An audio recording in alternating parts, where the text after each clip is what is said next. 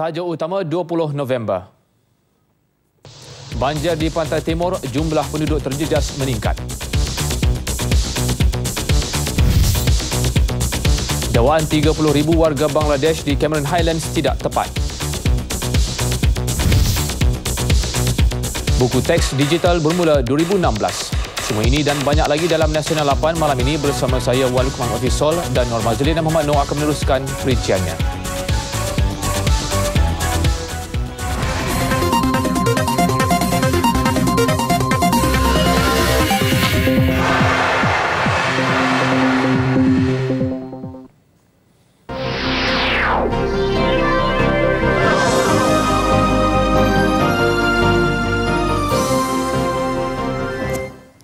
Assalamualaikum dan salam satu Malaysia. Perkembangan banjir di Terengganu setakat lewat petang tadi, Dungun menjadi daerah terbaru dilanda banjir, menjadikan keseluruhan 5 daerah kini terjejas. Menurut Portal Kenyataan Banjir Negeri Terengganu, 37 pusat pemindahan kini dibuka di negeri itu, menempatkan 4,770 penduduk. Kuala Terengganu merupakan daerah paling ramai mangsa dipindahkan, melibatkan 3,165 orang daripada 635 keluarga yang ditempatkan di 11 pusat pemindahan. Pusat pemindahan tersebut ialah di Sekolah Kebangsaan Cedring, Sekolah Kebangsaan Kompleks Gong Badak, SK Gong Tok Nasik, SK Tok Jiring, SK Tok Jembal, SK Bukit Petiti, SK Bukit Nenas, SK Tanjung Gelam, SK Teluk Ketapang dan SK Atas Tol.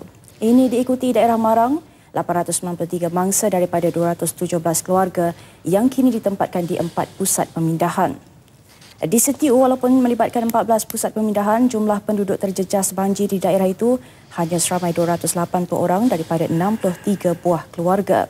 Sementara itu, di daerah Besut, jumlah penduduk terjejas banjir yang dipindahkan di 6 pusat pemindahan seramai 215 orang melibatkan 57 keluarga. Manakala di Dungun, jumlah penduduk terjejas sebanyak 16 orang. Sementara itu, di Hulu Terengganu, tinjauan kami mendapati beberapa buah kampung mula dinaiki air sehingga 2 hingga 3 meter berikutan hujan lebat sepanjang malam tadi. Paling teruk terjejas ialah Kampung Bukit Taduk dan Kampung Nibong. Paras air di Sungai Telemung juga didapati sudah melepasi paras bahaya. Keadaan itu menyebabkan beberapa jalan tidak boleh dilalui oleh kenderaan ringan.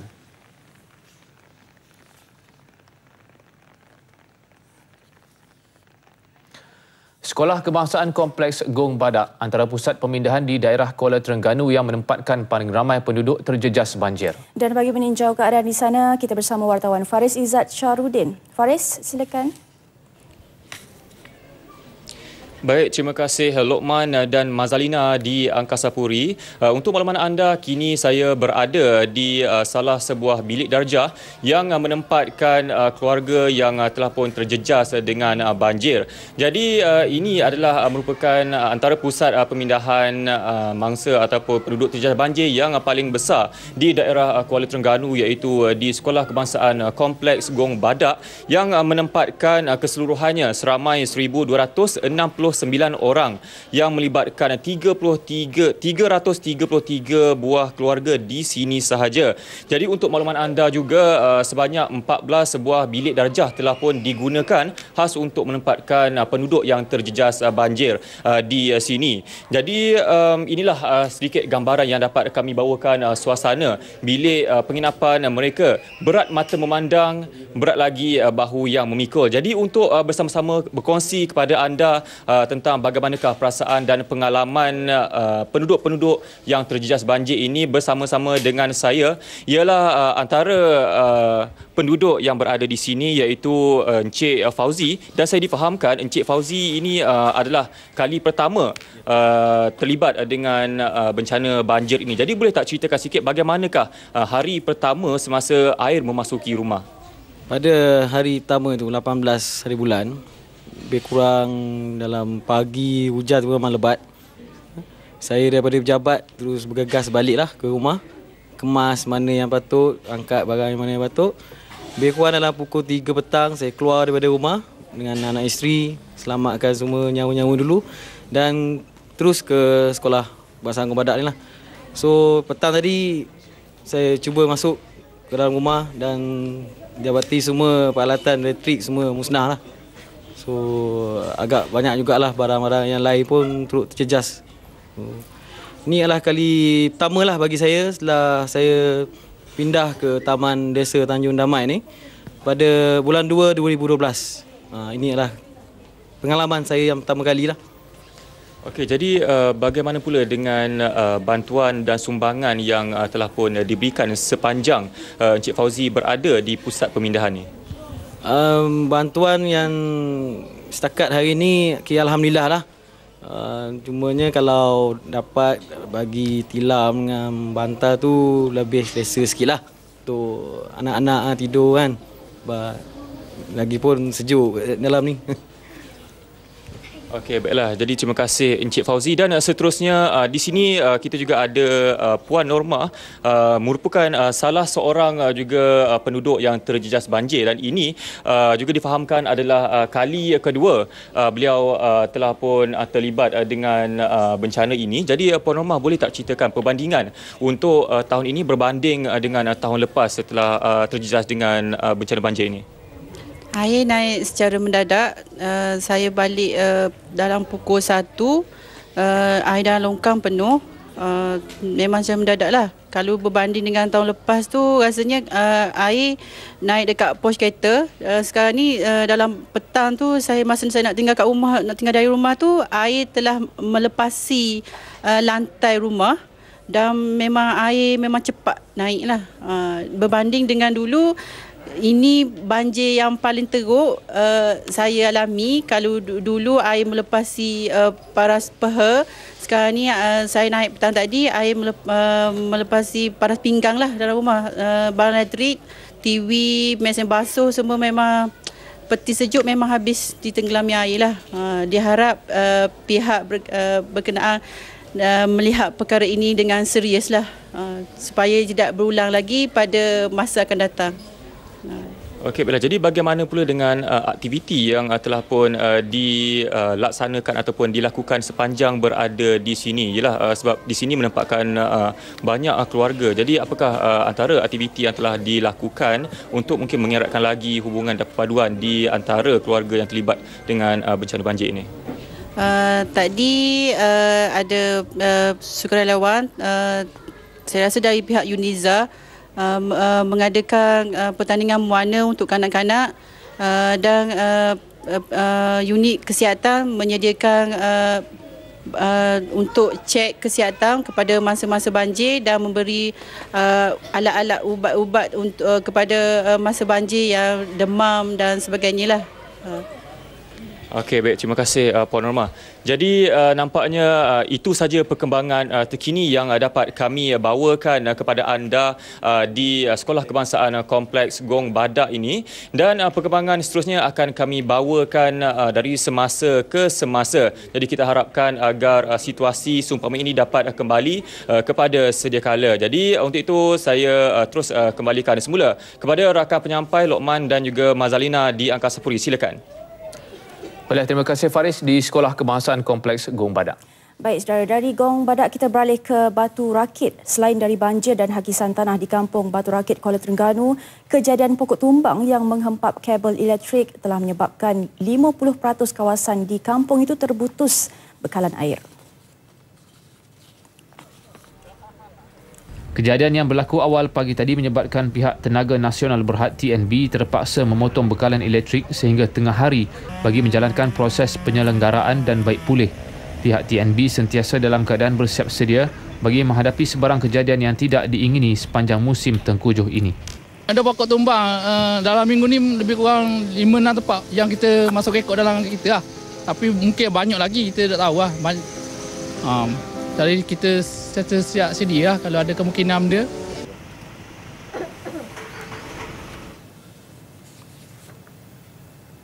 Universiti Malaysia Terengganu hari ini mengumumkan cuti bencana bagi pelajar dan kaki tangannya berikutan universiti itu dilanda banjir awal pagi tadi.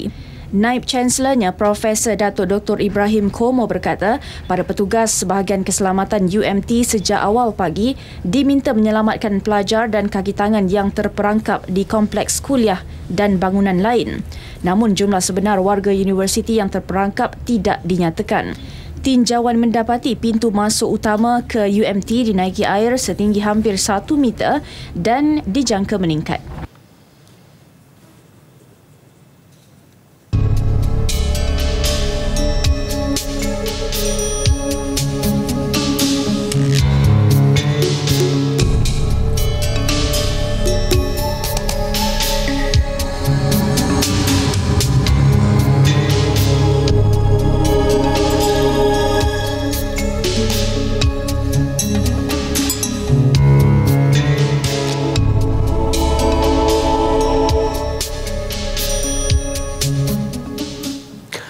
Sementara itu, di Kelantan, jumlah penduduk yang dipindahkan akibat banjir juga meningkat di Kota Baru dan Pasir Putih. 130 penduduk dari 31 keluarga kini berada di 3 pusat pemindahan selepas kawasan rumah mereka dinaiki air akibat hujan berterusan selama 2 hari. Menurut portal rasmi Banjir Negeri, 105 penduduk dipindahkan ke 2 pusat pemindahan di Kota Baru sehingga lewat petang tadi.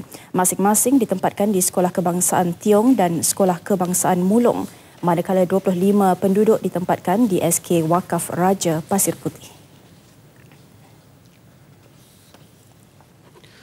Tinjauan di Sekolah Kebangsaan Mulong 1 Kota Baharu mendapati penduduk menceritakan suasana cemas kerana tidak menyangka berlaku limpahan air terlalu cepat.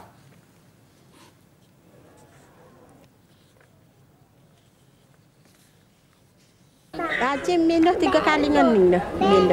3. Boleh kata tiap tahun lah, tahun lepas tidak banjir ke. Setiap tahun. Bolehlah ni ke Tuala, Tika, ke Selimut. Masa kini di depan tangga tu lebih kurang alik atas lutut. Lepas tu airnya masuk alas ke dapur. Cak alik atas buku lari lah. Kat ni kat rumah ni dalam rumah tu kat lutut dah. Kat lutut dah luar tu paras-paras tu juga lah. Zakaria Idris. Penduduk terjejas menerima bantuan daripada Jabatan Kebajikan Masyarakat JKM iaitu Selimut, Tikar dan Tuala. Bantuan kewangan turut dihulur Ketua UMNO bahagian Kubang Kerian, Datuk Muhammad Kani. Di sini kita rasa sewajarnya pihak kerajaan negeri pun mestilah bekerjasama bersungguh-sungguh membantu, memberi manfaat kepada rakyat, tidak kira apa pahaman politik. Kerana ni ada satu cara supaya kita dapat sesuatu yang boleh membantu menolong mereka. Paras Sungai Golok di Rantau Panjang melebihi paras bahaya berbanding sungai utama lain di Kelantan pada paras normal. 2 laluan di Jajahan Macang iaitu Jalan Kampung Wakaf Bata ke Kampung Kelawih dan Jalan Kampung Pangkal Gong ke Kampung Tok Kaya hanya boleh dilalui kenderaan berat sahaja.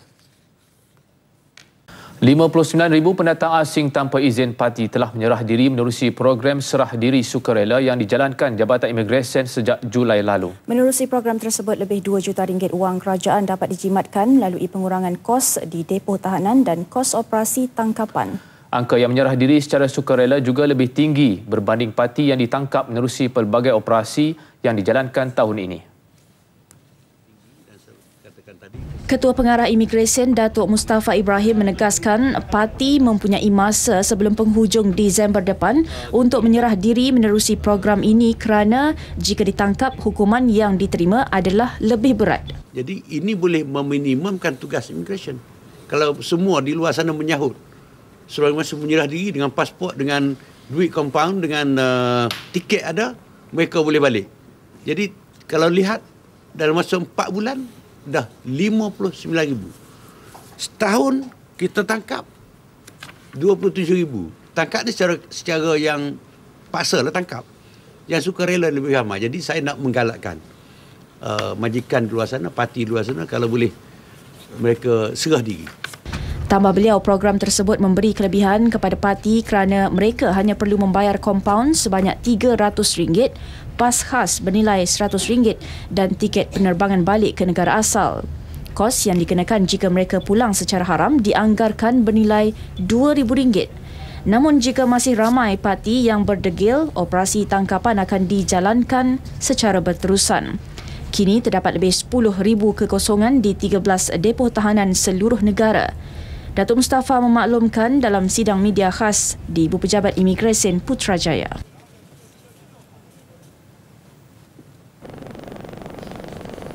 Dalam pada itu, Jabatan Imigresen akan mencadangkan kepada kerajaan untuk mewujudkan satu cawangan khas di Cameron Highlands bertujuan memudahkan urusan pendaftaran parti di kawasan tersebut. Menerusi cawangan khas berkenaan, pemantauan dapat dilaksanakan dengan lebih terperinci. Selama ni kita tak ada pejabat. Jadi mereka nak berurusan ke imigresen pun susah, menyebabkan mereka hidup sebagai parti. Dengan harapan kalau kita boleh realisasikan permohonan pejabat, ini kita kena mohonlah kerjaan dasar, dan jika disetujui kita kata pejabat di sana, dan saya rasa parti-parti ini ada kemudahan dengan pejabat imigresen, mereka tidak akan jadi parti lah. Harapan kita lah kalau pejabat dah ada sana, mereka tak buat juga permintaan buat tu saja nak jadi parti lah. Menurutnya, hasil risikan yang dilaksanakan pihak imigresen telah mengenal pasti lokasi persembunyian parti di Cameron Highlands dan akan menggempur mereka habis-habisan. Ketika ini, ramai parti bertindak melarikan diri ke lokasi lain bagi mengelak daripada diberkas.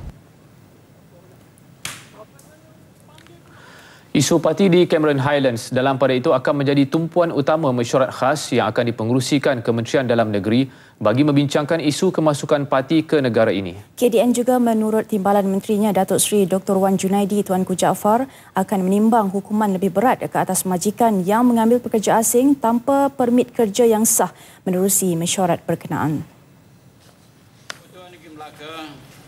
Mesyuarat itu akan melibatkan wakil-wakil kementerian dan agensi berkaitan termasuk Bank Negara, Jabatan Perdana Menteri dan Persatuan-Persatuan Majikan dalam bidang penghilangan dan perladangan.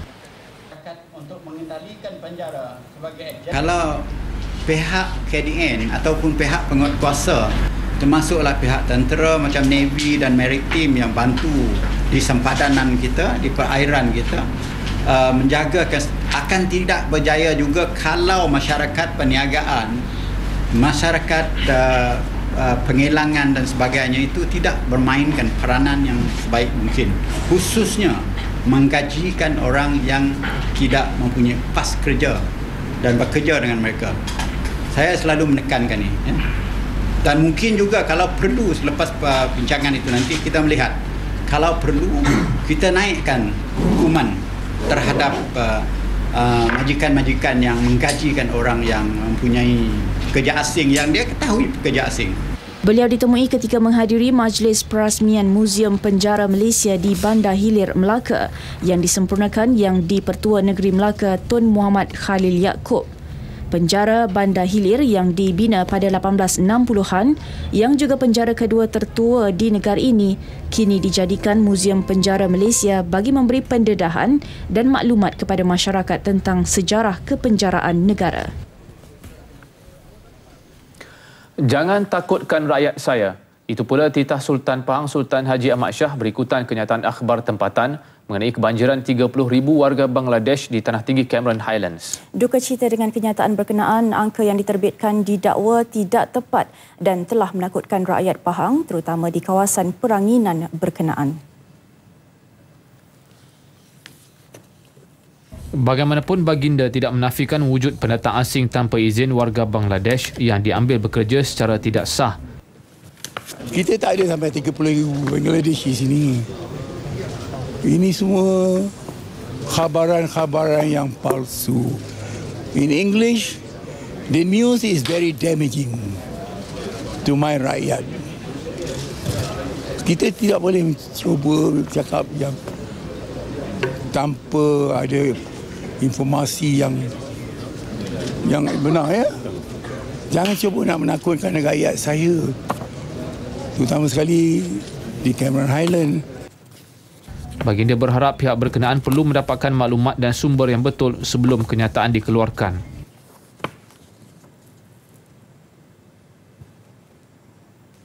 So, saya berharap kepada tuan-tuan, puan-puan, perkara-perkara ini kalau nak dibuat pada masa yang akan datang, berjumpa pihak yang berkuasa. Macam di Cameron Highland, Datuk DO saya ada sini. We'll give you whatever information you want. We will not hide from you. Baginda akan berbincang dengan Perdana Menteri mengenai masalah itu. Terdahulu, Baginda Sultan Pahang mendengar taklimat bencana banjir dan tanah runtuh di Bilik Gerakan Pejabat Daerah dan Tanah Cameron Highlands.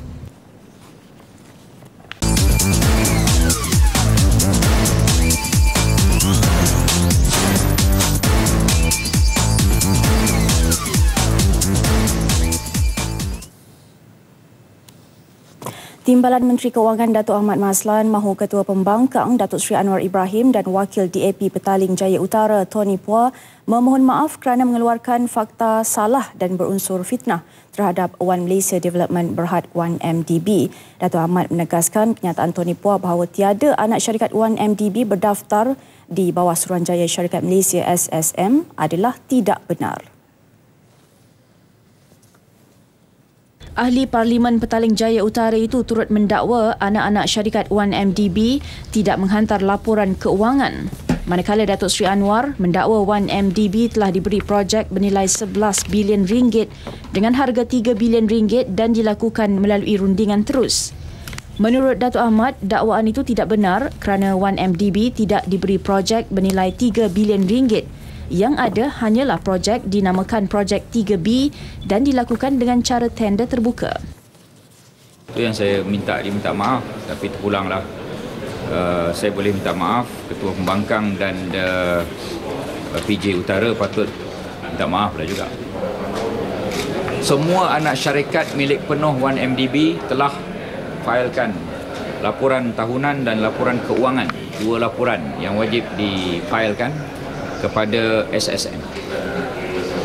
Kalau dia bukan milik penuh 1MDB, itu dia berkait dengan pemilik lain. Tegasnya 1MDB tidak pernah mencatatkan kerugian yang membebankan kerajaan dan rakyat kerana ia diuruskan oleh golongan profesional. Beliau juga berharap pihak pembangkang tidak lagi memburukkan nama syarikat yang mampu menjana ekonomi negara. Dalam pada itu, Datuk Ahmad Maslan menjelaskan dari tahun 2011 hingga tahun ini, 13 projek berunsur tanggungjawab sosial korporat CSR telah dijalankan di bawah Yayasan Wan Malaysia Development Berhad Y1MDB. Kos 13 projek tersebut ialah 382.3 juta ringgit dan dijalankan melalui dana yang disalurkan daripada keuntungan yang dibuat 1MDB kepada Y1MDB. Antara projek CSR yang dijalankan ialah program khas haji, pembinaan rumah kepada masyarakat asli, pembukaan klinik bergerak Satu Malaysia, program Terima, bantuan kepada golongan nelayan dan membaiki rumah golongan miskin. Y1MDB juga telah memberikan tumpuan dalam aspek pendidikan, antaranya bantuan pendidikan kepada 900 pelajar SPM, dana belia Satu Malaysia, dana PIBG dan bantuan biasiswa kepada pelajar sekolah agama. Menurutnya, keuntungan yang diperoleh 1MDB pada tahun 2011 ialah 544 juta ringgit, diikuti tahun 2012 44 juta ringgit dan pada tahun 2013 ialah 778 juta ringgit. Namun tahun 2014, 1MDB mencatatkan kerugian 665 juta ringgit berhubung beberapa kerugian projek yang ditanggung oleh 1MDB. Bagaimanapun, Datuk Ahmad yakin 1MDB akan kembali mencatatkan kadar keuntungan tertinggi pada tahun 2015 berikutan jumlah aset yang dimiliki oleh 1MDB dan lebih banyak projek CSR akan dilaksanakan demi kebajikan rakyat. Jabatan Kemajuan Islam Malaysia JAKIM mewujudkan satu unit khas dengan kerjasama Jabatan Agama Islam Negeri JAIN dan Suruhanjaya Komunikasi dan Multimedia Malaysia SKMM untuk memantau isu memfitnah dan menghina Islam. Jelas Menteri di Jabatan Perdana Menteri Datuk Seri Jamil Khir Baharom, pemantauan turut bertumpu kepada media baharu. Sebarang maklumat mengenai penghinaan Islam yang disebarkan melalui media baru, JAKIM dan JAIN akan mengungkapkannya kepada SKMM bagi tujuan menyekat daripada terus tersebar. Sepanjang tahun 2013, sebanyak 39 laman web yang didapati menghina Islam telah dikenakan tindakan sekatan oleh pihak SKMM. Beliau menjawab soalan Wakil BN Sabak Bernam Muhammad Fasiah Muhammad Faqih mengenai langkah kerajaan menyekat tindakan memfitnah, menghina Islam dan Nabi Muhammad sallallahu alaihi wasallam. Pekerja yang belum menerima gaji minimum berhak menuntut bayaran tersebut daripada majikan mereka. Timbalan Menteri Sumber Manusia Datuk Seri Ismail Abdul Muttalib berkata tuntutan boleh dibuat di bawah kes buruh melalui Jabatan Tenaga Kerja JTK yang akan menyiasat dan mengambil tindakan berhubung isu berkenaan. Dan sehingga September tahun ini 40 pendakwaan telah dibuat membabitkan majikan yang gagal mematuhi bayaran gaji minima. Sekiranya majikan gagal membuktikan bayaran gaji minima telah dibuat kepada pekerja yang menuntut, perintah akan dikeluarkan kepada majikan agar membayar tunggakan gaji yang dituntut. Sehingga 31 Oktober 2014, Jabatan Tenaga Kerja Kementerian Sumber Manusia telah mengendalikan sebanyak 970 tuntutan kes buruh berkaitan kegagalan majikan mematuhi perintah gaji minima. Pada masa sama, 32,439 atau 98% majikan telah melaksanakan pematuhan pelaksanaan gaji minimum. Sembunyi kelahiran, bayi ditanam di ladang kelapa sawit. Laporan lanjut seketika nanti.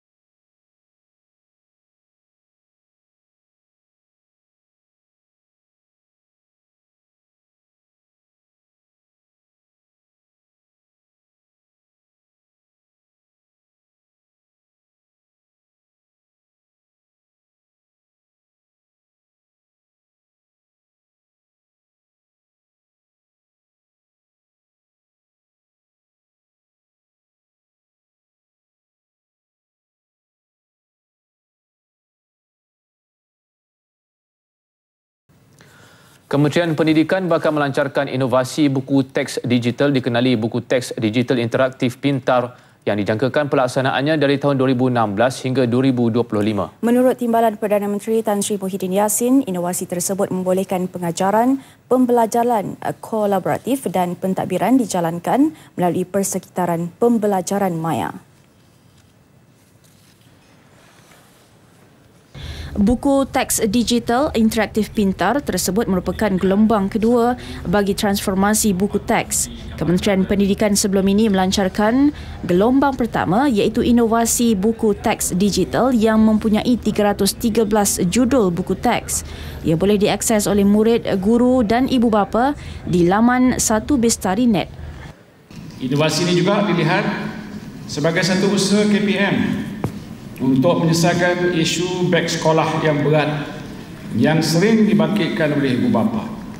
Yang paling penting, ibu bapa tak perlu menanggung kos tambahan dengan pelaksanaan buku teks digital ini. Sebaliknya, semua peralatan berkaitan termasuk Google Chromebook diberi kepada sekolah untuk ditempatkan secara kekal bagi kegunaan murid-murid, khususnya bagi pelaksanaan buku teks digital ini. Menurut Tan Sri Muhyiddin, penggunaan pembelajaran melalui sistem tersebut di sekolah juga bergantung kepada kebijaksanaan pentadbir sekolah dalam memastikan semua pelajar berpeluang menggunakan inovasi berkenaan. Beliau berucap pada Majlis Sambutan Hari Inovasi Kementerian Pendidikan 2014 di Putrajaya. Dalam pada itu, beliau turut menjelaskan Kementerian Pendidikan perlu memulakan kajian pembangunan infrastruktur sekolah dan pengajian tinggi bagi menyediakan bilik darjah serta kuliah yang relevan pada abad ke-21. Seorang jurujual kereta dijatuhi hukuman denda RM10,500 oleh Mahkamah Magistrate Air Keruh Melaka kerana menghina anggota polis trafik menerusi laman sosial Facebook September lalu. Magistrate Norina Maludin menjatuhkan hukuman berkenaan selepas tertuduh mengaku bersalah terhadap dua pertuduhan menghina anggota keselamatan berkenaan. Tertuduh Tan Keng Hong, 32 tahun, mengaku bersalah terhadap 2 pertuduhan iaitu dengan sengaja menghina sehingga menyebabkan kemarahan anggota trafik dan memulakan komunikasi di laman Facebook dengan atau tanpa mendedahkan identiti diri. Mengikut pertuduhan pertama, tertuduh didakwa mengikut Seksyen 504 Kanun Kesesaan yang membawa hukuman penjara maksimum 2 tahun atau penjara atau kedua-duanya sekali.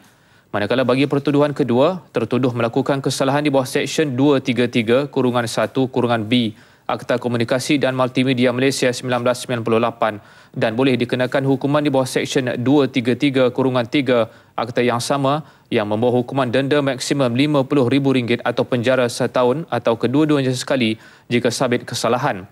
Tertuduh didakwa melakukan kesalahan itu di Jalan Melaka Raya 8, Taman Melaka Raya antara jam 11.30 pagi hingga 11.30 malam 25 September lalu.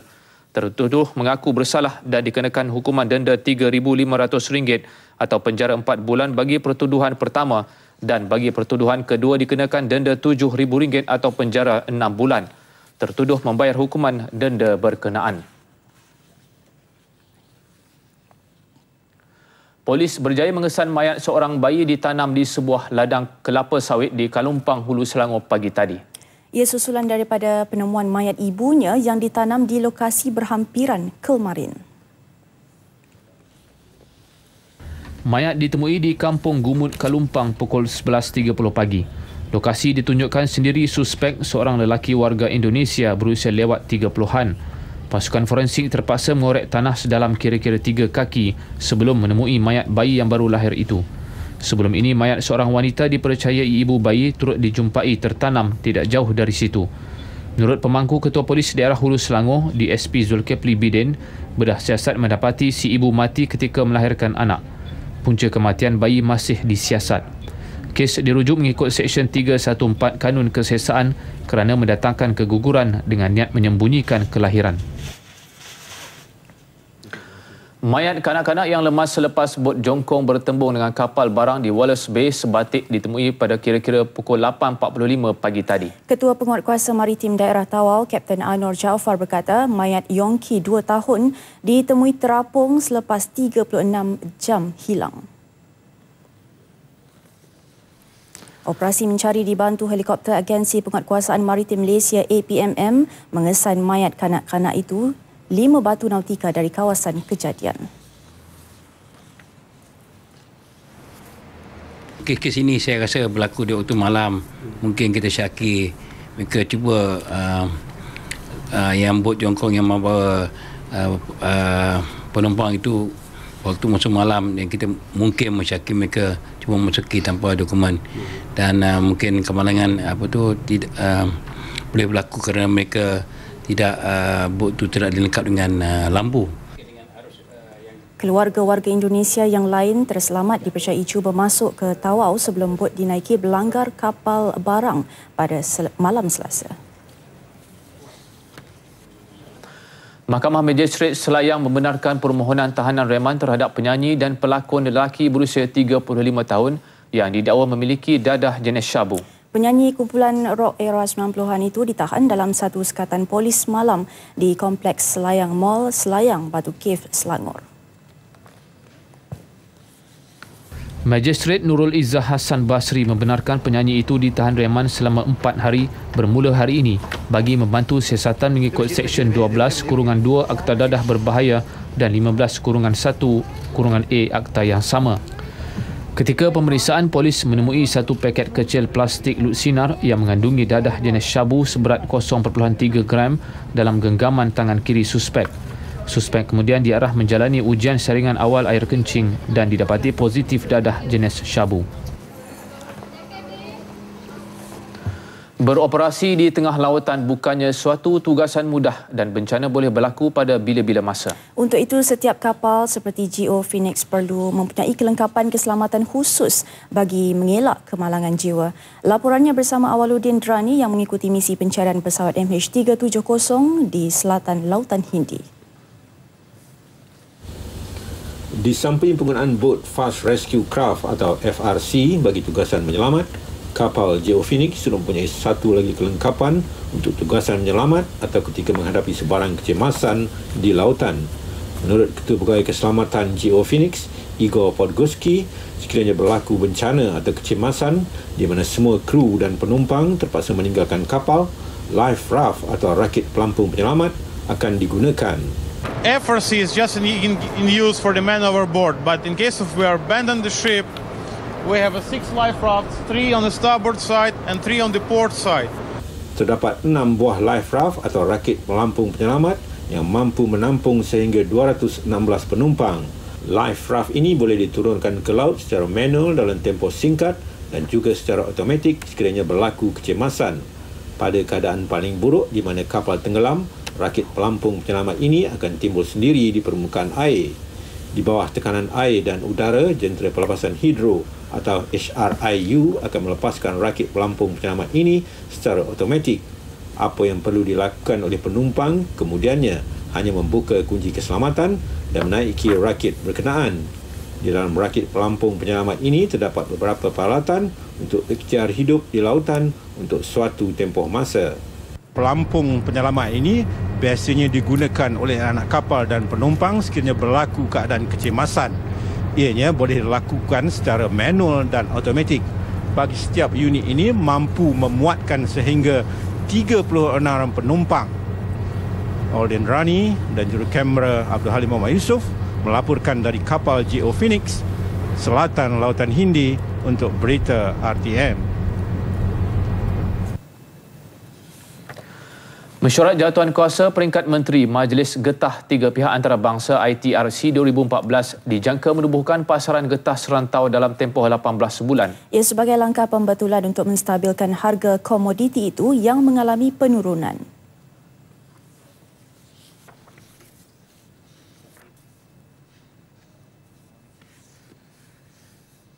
Pasaran getah serantau itu akan menggabungkan pasaran negara pengeluar getah asli utama iaitu Thailand, Indonesia dan Malaysia. Menurut Menteri Perusahaan Peladangan dan Komoditi Datuk Ahmad Douglas Unggah Embas, ITRC juga bercadang untuk mengurangkan pengeluaran getah daripada 400,000 tan kepada 200,000 tan tahun depan.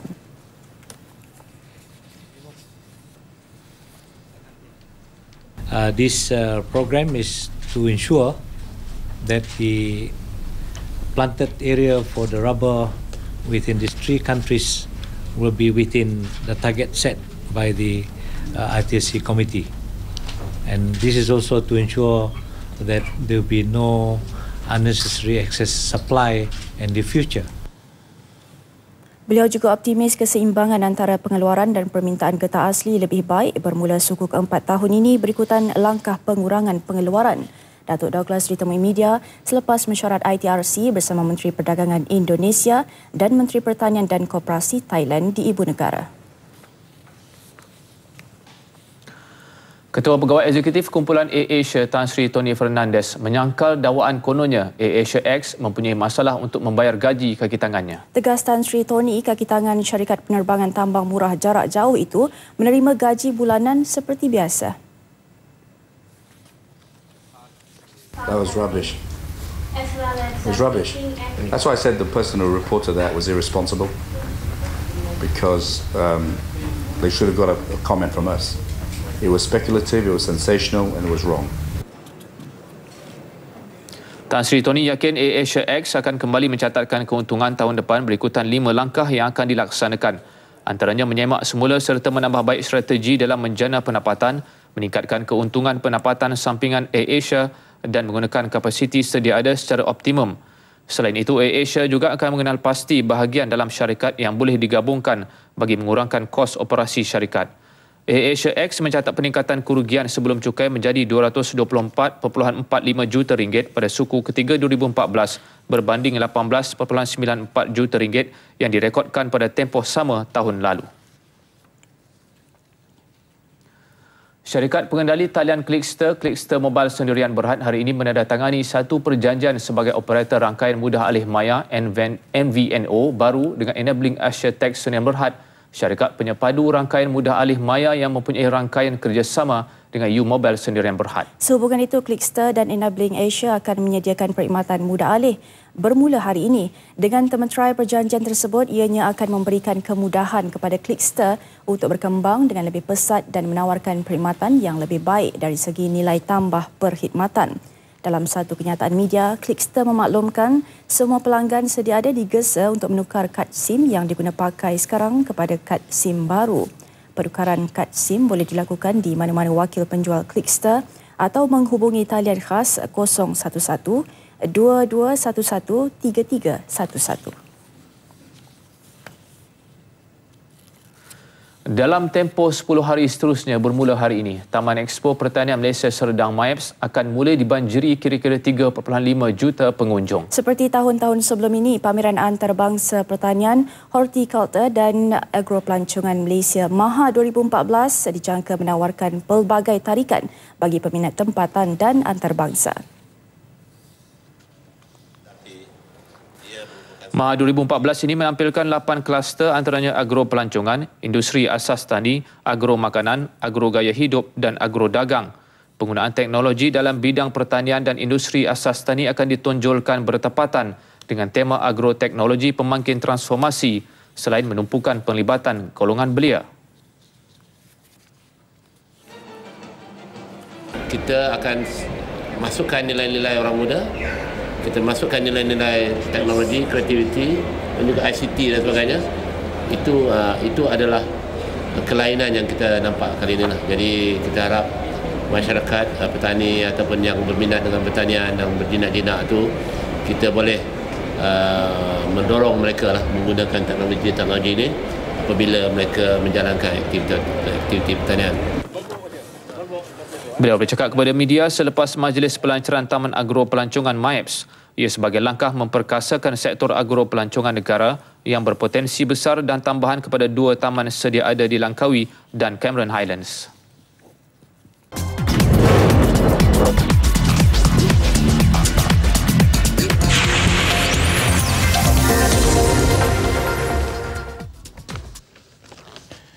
Menjelang perlombaan basikal Tour de Langkawi LTDL yang memasuki edisi ke-20 berbaki 4 bulan sahaja lagi sebelum kayuhan sebenar, kesediaan penganjur baharu Human Voyage Malaysia Sendirian Berhad terus menjadi tanda tanya. Ini kerana banyak aspek masih belum dimuktamadkan termasuk laluan perlombaan yang sepatutnya telah diumumkan. Apa yang menarik, Ketua Pegawai Eksekutifnya Datuk Malik Maidin menjelaskan persiapan hanya mencecah 50% sahaja.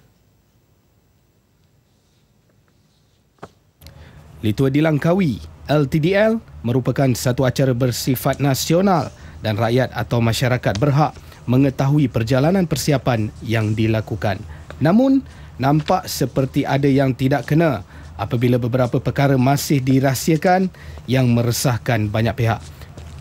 Lebih memburukkan lagi keadaan, Ketua Pegawai Operasi sebelum ini, Emir Abdul Jalal, telah mengumumkan penarikan diri dari menyertai Human Voyage. Kita tumpu pada teknikal, kita nak habiskan dulu. Contoh kata tadi kita nak start di Langkawi, kita nak kenal pasti logistik dia macam mana apa semua. Lepas tu baru kita lancarkan balik. Dan kita nak tengok route daripada Langkawi tu bila kita keluar, kita mesti kenal pasti dengan detail sebelum kita buat satu pelancaran lagi. Kenaan dengan map, stage apa semua ni. Di sebalik segala kerahsiaan, Human Voyage menggambarkan keyakinan mampu menarik penyertaan 8 atau 10 pasukan Pro Tour pada LTDL 2015. Bagaimanapun, perbincangan masih berlangsung dengan pasukan yang terlibat. Manakala apabila ditanya mengenai kos keseluruhan, ini jawapannya. Kita tak boleh nak cakap kos lagi. Yang kita boleh sekarang ni, kita tengah cari penaja dulu. Walaupun mengakui tempoh semakin singkat, pihaknya tetap cuba mengambil sikap bertanggungjawab di dalam memastikan reputasi kejohanan tersebut tidak tercalar. Beliau ditemui selepas majlis pelancaran logo baharu LTDL 2015 di Putrajaya bertemakan melangkah ke hadapan. LTDL dijadualkan berlangsung dari 8 hingga 15 Mac 2015, dijangkakan melibatkan 8 peringkat bermula di Langkawi dan berakhir di Kuala Lumpur. Turut hadir Menteri Belia dan Sukan Khairi Jamaluddin dan Penaung Kejohanan Tun Dr. Mahathir Mohamad. Dalam perkembangan lain, Menteri Belia dan Sukan Khairi Jamaluddin membayangkan kemungkinan penganjuran LTDL pada masa akan datang bakal ditanggung sepenuhnya pihak swasta. Cadangan ini adalah demi melaksanakan langkah penjimatan Kementerian Belia dan Sukan KBS. Bagaimanapun, buat masa ini, pihaknya akan terus menyalurkan dana mengurangkan beban pihak yang dipertanggungjawabkan untuk menganjurkan LTDL. Jelas khairi lagi hasil penjimatan kos ini, penumpuan dapat diberikan bagi pembangunan sukan yang lain. Bahawa penganjuran ini sepatutnya dibuat oleh pihak swasta, penganjur swasta. Kalau tidak, kita tak boleh membangunkan industri sukan kita. Selama beberapa tahun sebelum ini, kerajaan terpaksa menyelamatkan Letera Langkawi dan kerajaan terpaksa menganjurkan Letera Langkawi. Khairi turut menegaskan LTDL perlu terus dianjurkan kerana bukan sahaja memberi faedah buat pelumba tetapi juga negara secara umumnya. Bagi LTDL, 2015 KBS melantik Human Voyage selaku penganjur dengan geran berjumlah RM10 juta. Kali terakhir LTDL dianjurkan oleh syarikat swasta ialah pada 2009 oleh First Cattle Sdn Bhd yang akhirnya menyaksikan syarikat berkenaan gagal melunaskan hutang tertunggak bernilai lebih RM3 juta. Akhirnya kerajaan terpaksa campur tangan untuk menyelamatkan LTDL dan bersetuju untuk melunaskan segala hutang sekaligus mengambil alih LTDL pada 2010 sehingga tahun 2014. Perkembangan skuad Harimau Malaya menjelang aksi pertama menentang Myanmar. Hari terakhir latihan di Padang Tiruan MSN Bukit Jalil, Ketua Jurulatih Dollah Saleh mula mencongak formula terbaik untuk meraih 3 mata ke atas Myanmar dalam aksi pembukaan kumpulan B Ahad ini. Dollah telah mengenal pasti kemampuan Myanmar dan jelas posisi serangan antara fokus utama buat pengendali skuad Harimau Malaya. Analisis awal, serangan Myanmar lebih tajam jika permainan di posisi serang balas. Justru beliau mengingatkan barisan pertahanan agar meminimalkan kesilapan atau bakal berdepan risiko kehilangan mata pada aksi pembukaan nanti. Saya ada menyaksikan 2 perlawanan di Laos, saya dengan Coach Ridwan Abdullah. Kita sama-sama pergi menyaksikan kita dapat menyaksikan 2 perlawanan dan sedikit saya tahu kekuatan pasukan Myanmar dan juga kelemahan dia dan kita dah kenal pasti. Cuma saya ada sesi nanti untuk bersama pemain semua untuk menerangkan dan sampai itu kita ada video untuk itulah menyaksikan lah. Mengulas mengenai keadaan semasa pemain tengah Syafiq Rahim, Dollah memberitahu bahawa pemain tengah Johor Darul Takzim itu kini hampir sembuh dari kecederaan namun memerlukan pemantauan berterusan. Dia dah sembuh, nampaknya dah sembuh tapi belum 100%, tapi dari segi fitness dia masih lagi belum tahap yang diharapkan, tapi dah hampir pada situlah dan saya tak ada masalah apa-apa berlaku pada bahagian midfield. Saya boleh dikirakan dia salah seorang orang pertama yang akan dimasukkan semula lah. Skuad Harimau Malaya akan berangkat ke Singapura petang Jumaat dan akan menentang Myanmar 23 November ini di Stadium Jalan Besar. Dalam pada itu, bekas penyerang sensasi kebangsaan Akmal Rizal Ahmad Rakli pula mempertahankan skuad kendalian Dollah Saleh. Bagi Akmal Rizal, walaupun pasukan itu tewas 4 daripada 5 perlawanan persahabatan yang dilalui sebelum ini, namun itu bukan kayu pengukur kemampuan sebenar skuad Harimau Malaya. Malah Akmal Rizal yakin skuad berkenaan telah melakukan persiapan terbaik untuk menghadapi perlawanan peringkat kumpulan B kejuaraan bola sepak Piala AFF Suzuki 2014 di Singapura yang bermula pada 23 hingga 29 November ini. Memang kalau ikut dari segi kekalahan-kelakahan tu memang kita nampak agak sukarlah untuk kita menghadapi cabaran dalam AFF ini. Tapi saya yakin dengan rakan-rakan yang berada dalam skuad kebangsaan dan juga saya pernah berada di bawah kendalian Dollah Saleh dulu, saya yakin pasukan negara akan memberi saingan yang sengitlah. Menurut Akmal, Myanmar, Thailand, Singapura dan Malaysia yang diundi dalam kumpulan B memiliki peluang yang sama rata. Segalanya bergantung kepada pemain. Sedikit kesilapan pastinya tidak akan dilepaskan pihak lawan untuk meraih mata. Dalam setiap perlawanan mana pasukan yang beri aksi yang terbaik dan kurang melakukan kesilapan, saya rasa pasukan itu akan boleh kemenangan dan saya juga yakin bahawa pasukan Malaysia mampu pergi jauh lah dalam saingan kali ini. Akmal Rizal ditemui selepas majlis pelancaran Akademi Akmal Rizal Junior di Sekolah Kebangsaan Sultan Ahmad Tajuddin Jitra. Majlis disempurnakan oleh Ketua Unit Sukan Sektor Pengurusan Pembangunan Kemanusiaan Jabatan Pendidikan Negeri Kedah, Lazid Ahmad. Menjelang perlumbaan Formula E di Putrajaya Sabtu ini, pasukan yang berpengkalan di London, Amlin Aguri, kini lebih bersedia menempuhi pusingan kedua sekaligus memperbaiki kedudukan berbanding perlumbaan pertama di Beijing September lalu. Dua pelumba pasukan Amlin Aguri, Catherine Lake dan Takuma Sato menamatkan perlumbaan di tempat ke-15 dan 17. Nyata bukan seperti yang diharapkan. Pengarah teknikal pasukan Peter McCall berkata, perlumbaan pusingan pertama di Beijing dijadikan penanda aras untuk mengesan kelemahan yang ada sebelum beraksi hujung minggu ini. Masalah komunikasi antara pelumba dan penyesuaian jentera dilihat sebagai punca utama aksi hambar di Beijing.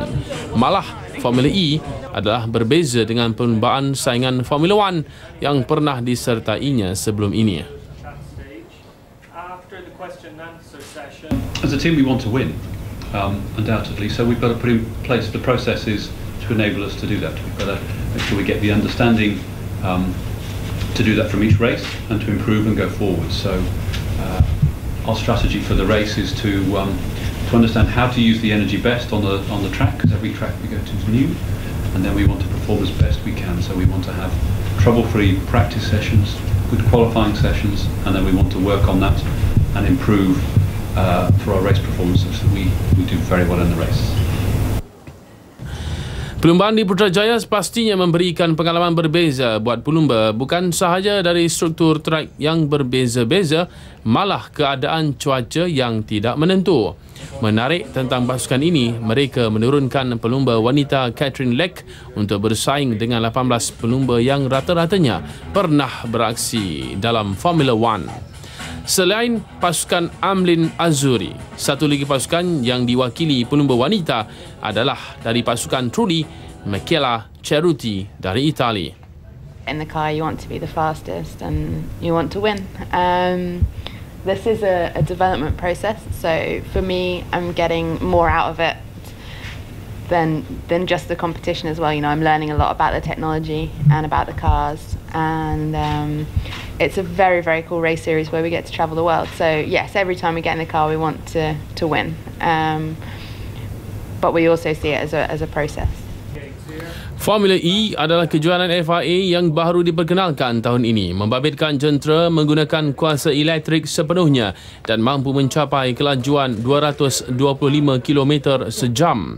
10 perlumbaan diadakan tahun ini melibatkan laluan sekitar bandaraya terkenal dunia seperti Beijing, China, Putrajaya, Malaysia, Punta del Este, Uruguay, Buenos Aires, Argentina, Miami dan Long Beach, Amerika Syarikat, Monte Carlo, Monaco, Berlin, Jerman dan juga terakhirnya di London, United Kingdom.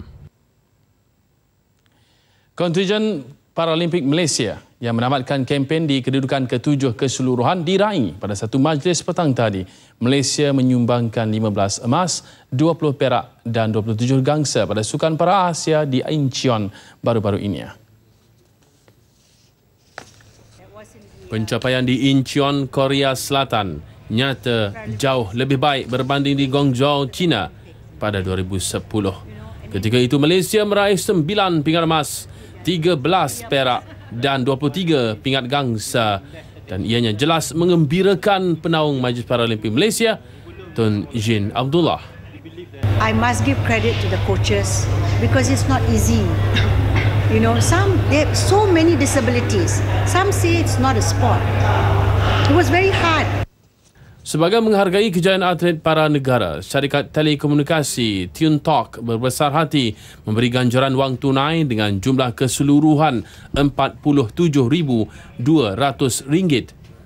Atlet para negara diraih bersama Tun Jin Abdullah di Putrajaya. Habuan turut disediakan buat atlet yang meraih pingat di mana pemenang pingat emas menerima RM1,000, manakala pingat perak RM700 dan gangsa RM500.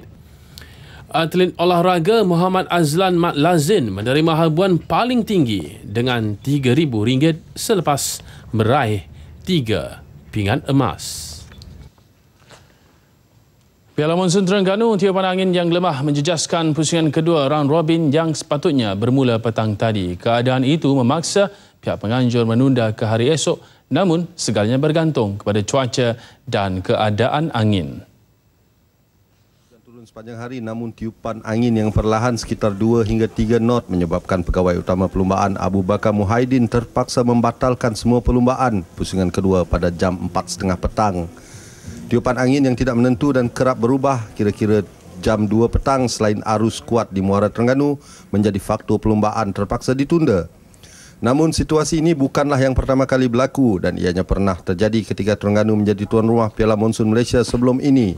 Untuk ini hari yang saya tundakan perlumbaan pada petang ni, saya stop lebih kurang dalam jam 4.30 disebabkan angin drop, angin tak konstan, lepas tu dia banyak shift. Shift pula terlalu banyak. Bermakna angin daripada tadi kita cuba dapatkan kalau 4 knot ke atas tu kita fail lah untuk sela-sela untuk bagi dia orang race. Lepas tu angin dah drop 2.8, 2.9. Lepas tu dia pick up middle 3.1 jadi tak enough sebab current pun strong. Current iaitu arus yang berada dekat Muara Terengganu ni lebih kurang 3 knot. Jadi kalau kita nak sibuk tu tidak akan bergerak lah. Hanya 2 perlumbaan berlangsung sebelum perlumbaan ditangguhkan berikutan tiupan angin yang lemah.